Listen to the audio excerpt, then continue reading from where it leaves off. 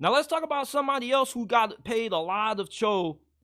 Antoine Winfield Jr., man, he just became the highest paid defensive back in the NFL. The Buccaneers have given him a 4-year extension worth $84.1 million. $45 million of that is fully guaranteed.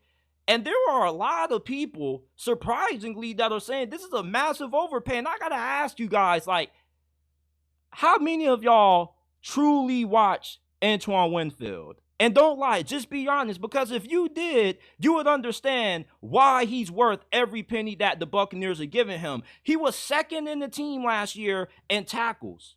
He also was second on the team in sacks with 6. Imagine your safety being second on your team in tackles and being second on your team in sacks. And then he led the team in interceptions, pass breakups, forced fumbles. He also led the league in that too.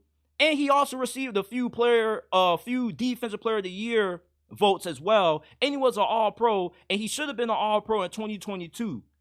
To me, he's probably the second best safety in the league behind Minkah Fitzpatrick. And you can say you're not supposed to pay a safety this kind of money, which is true. However, when you have a safety as good as Antoine Winfield Jr., who just can freaking do everything. He can tackle. He's a ball hog. He's leading the league in fumbles. This is the equivalent to when you have a game-changing tight end. When you have a safety this versatile, he can guard tight ends. He can be a factor in run support. He's the equivalent to 3 wins for the Tampa Bay Buccaneers just based off his individual value to the team alone. And that's why he's worth this much money. There aren't too many defensive backs in the league that you can say are worth 3 wins. That's how big of an impact Antoine Winfield Jr. had on the Buccaneers, not just last year, but the last 2 seasons. So he's making more than Jair Alexander, only by like a few thousands more. And then you got Denzel Ward, who comes in third behind Jair and Antoine Winfield at $20.1 million. Like Antoine Winfield, I would love to have this man on the Pittsburgh Steelers. You pair him up with Minkah Fitzpatrick, we will have the most scariest secondary in the NFL. But for the Tampa Bay Buccaneers, man, you definitely have to find a way to keep this dude around, because y'all tripping on the $84.1 million. There are teams that probably would have gave him 90 or maybe 100 million. And we've seen safeties in the past, like Landon Collins, get overpaid.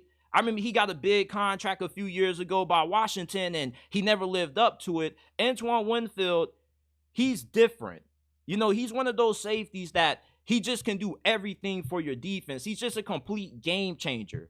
So you got to give him the kind of money that he's asking for, man. When he's second in the team in tackles and sacks, bro, like anytime your safety is second in sacks on your team, that's a huge problem.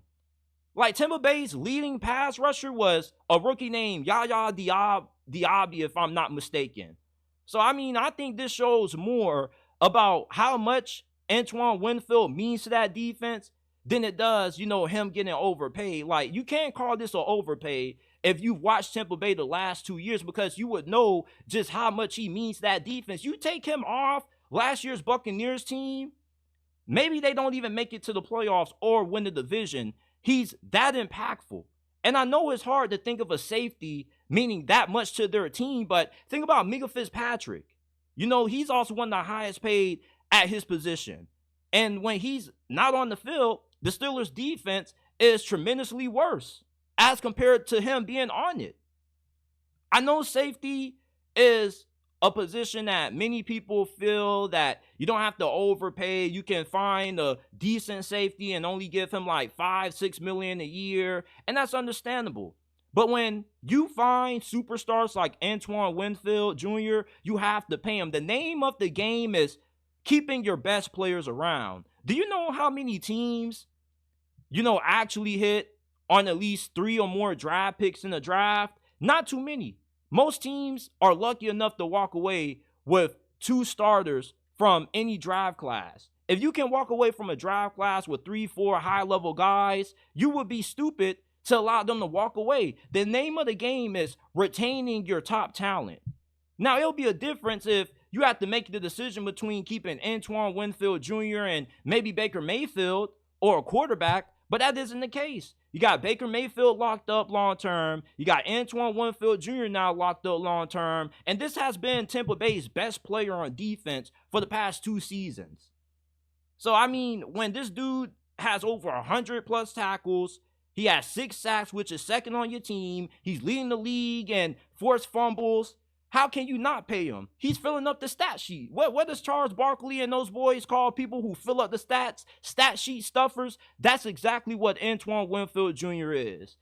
So I don't have any problem with him now becoming the highest paid defensive back in the league. I just think it caught a lot of us by surprise because you hear the name Antoine Winfield Jr., you're kind of like, huh?